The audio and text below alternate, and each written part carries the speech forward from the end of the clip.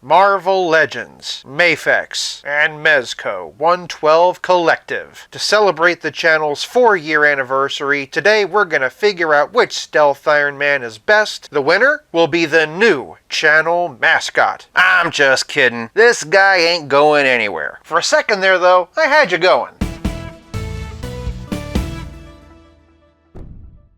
Welcome to 5 Points of Articulation and our 4-year anniversary. What better way to celebrate than with a Stealth Iron Man versus? Starting with the packaging, and since I've already reviewed the Marvel Legends one, let's just dig out the old footage. Nothing really out of the ordinary to see here. I really like the artwork they created for him. For those who can't decide between the man and the bear, the Build-A-Figure is Ursa Major, and here are all the other figures you needed to build him. Mezco comes in a collectible tin, similar to the Superman we've looked at. Unlike Superman though, the back shows you the figure and what you're getting. I like them, but I will admit that they take up a lot of space. MAFEX has a lot of accessories too, but manages to be a bit more compact. It also just has a lot of great figure photography, and in general just feels like a better celebration of the character. And that's to say nothing about this eavesdropping teddy bear finding out the hard way that he was adopted. For packaging, this round goes to MAFEX. Moving on to presentation, and they range in height from 6 1/4 inches to about 6 5/8, or just over 16 centimeters, to they're about 17. They're also just palette swaps of their respective red and gold versions, or red and yellow in the case of MAFEX. Out of all of them, Marvel Legends is the truest to the comic, simply cast in very deep blues. It's also marbleized to give it a nice metallic sheen. MAFEX is also metallic, further feeding my hope for a metallic red and gold reissue. That said, the colors on Stealth Iron Man are a bit bright for the character, most especially the arms and legs. Still, I can't pretend I don't like it. The sculpted detail between Hasbro and MAFEX, however, is very similar. Both figures follow the comics pretty closely, including things like the ribbed trunks, big old transistor buttons, and boots, though the MAFEX does benefit by being pinless. In general, I tend to prefer the proportions on Marvel Legends. It always feels like the hands and feet on MAFEX were a bit too small, but if you saw my previous Iron Man versus, you'd know I love the sense of depth in the MAFEX Unibeam. The Mezco one does something very similar, but we're going to talk more about that in playability. The Mezco figure definitely diverges the most from the source material. While the broad strokes are there, they've embellished it with lots of extra detail. This includes various panels and rivets. The goal is to make it look a bit more realistic. In that regard, it seems to take a lot of cues from the MCU films, but still has that unmistakable comic style. Peeking underneath, I like the foot detail, especially how naturally the peg holes look. The MAFEX one has a bit of extra detail, but the peg hole's a nice surprise because most MAFEX figures don't have those. Marvel Legends does, but otherwise the foot's just there for serial numbers and things like that. Unlike the other figures, this one has a subtle flecking detail which feels very real, probably because unlike the other figures, this one actually has die-cast pieces. Obviously you can't tell on camera, but it has a lot of heft. Flipping around we can see more sculpted detail, but not so much painted. Another nice feature is that the faceplate is removable. This is a very solid Tony Stark face, and I like that little bit of hood you can see. Even that got some extra sculpting and painting. The face itself has a matte finish with enough subtle paint that it does feel very lifelike. The main details have been printed on, and it's very clean. Peeking inside the faceplate, and they even gave Tony a little view screen so you can see what he's looking at. It might just be a sticker, but it's a great attention to detail. I'm also pleased to report that the mask is actually pretty snug. MAFEX also has a removable faceplate, but no Tony face underneath. While none of them are entirely comics accurate, I do think Marvel Legends is the closest to the source material. That said, this particular figure is infamous for breaking, and while MAFEX is very nice looking and mostly comics accurate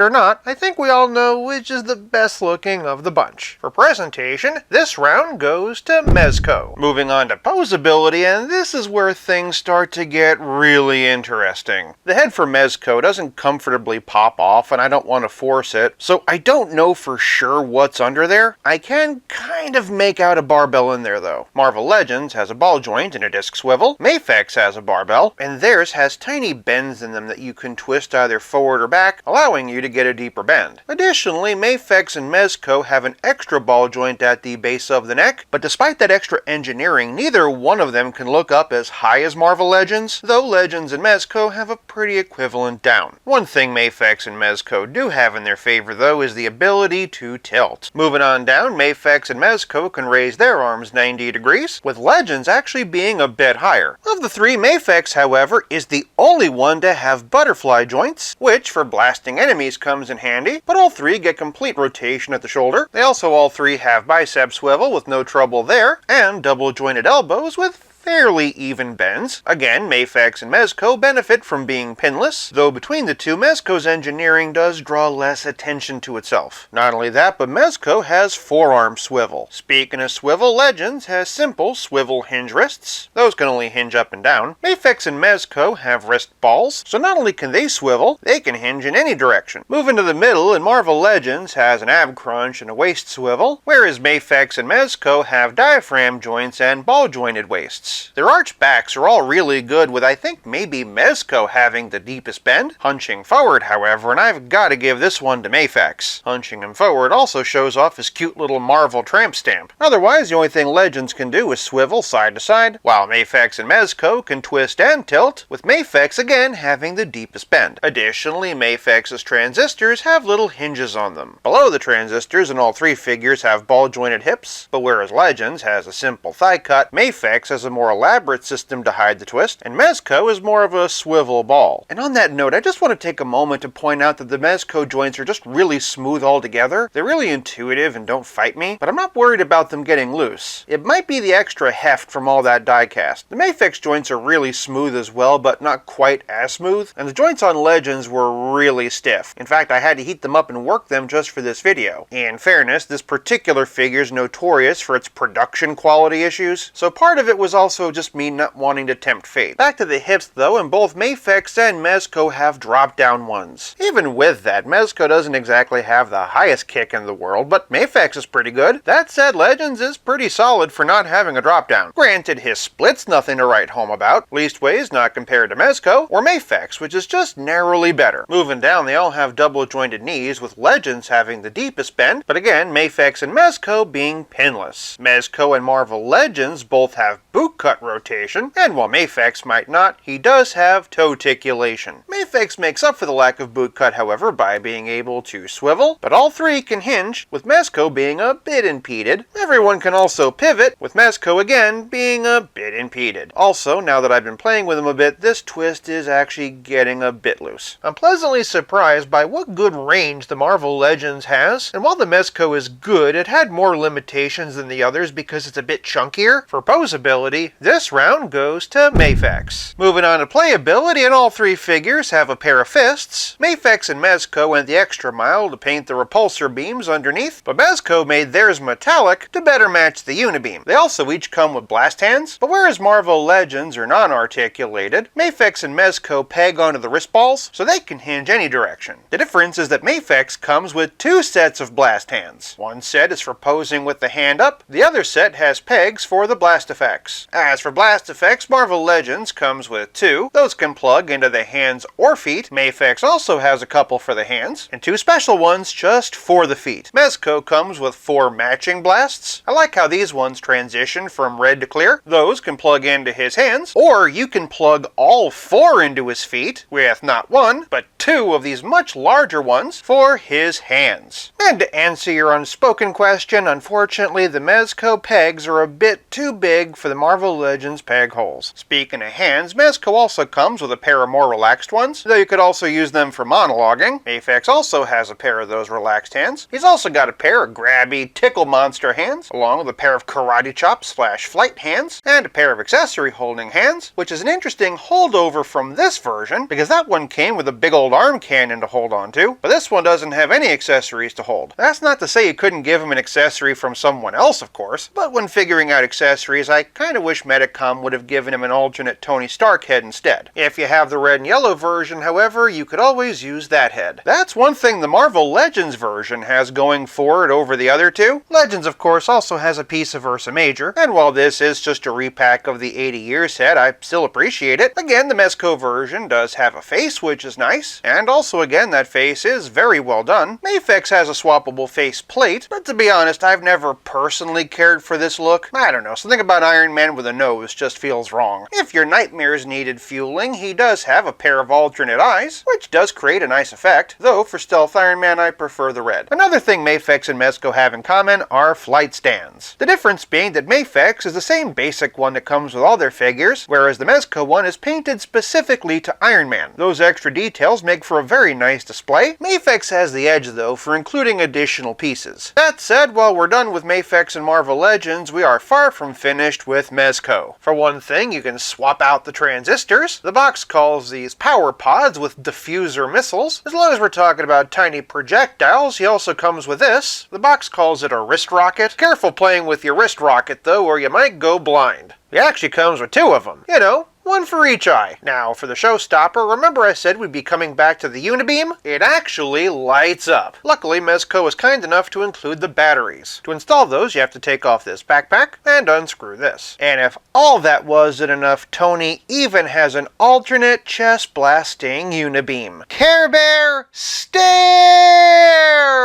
But playability is more than just accessories and 80s references. It's also about how well your figures play with others. First things first, and for my only other Mezco figures, and here's Superman and Freddy Krueger. If you were curious about how he'd look with some Marvel Legends live-action armors, here's a few of those. And on that note, here he is with some other MCU Avengers. He's a bit tall compared to Cap, but that's more of a criticism for the Cap figure than this one. Shifting over to comic, and here are the Marvel Legends and MAFEX base bodies. I like how the 80 Years version looks with MAFEX because they're both metallic. Here though, you can really appreciate the embellishments that Mezco made. Next up is Captain America. 20th Anniversary is my display version, but I do like how the 80 Years color scheme goes with Stealth Iron Man. If you're wondering though, I will be looking at Secret Wars Cap closer to the release of Brave New World. Next up is the Marvel Legends Mighty Thor. There is a MAFEX version, but aside from the fact that this one doesn't have a wired cloth goods cape, I'm pretty happy with it. Same thing with the Mezco 112 Collective version. And then rounding out the big four is the Incredible Hulk. I don't even want to think about how expensive a MAFEX Hulk would be, and given how great the Ragnarok Hulk was, I can only imagine how good a Mezco classic comic version would be. And then for something just a little bit extra, here we have Spider-Man. Mainly just bringing him out because he's one of the few other Marvel MAFEX figures I have. As for Marvel Legends, I went with the retro card version just because it felt more appropriate to that era. For more Spider-Man though, and here they are with Pizza Spidey and the Spectacular Spider-Man. And as always, here's Stealth Iron Man with Stealth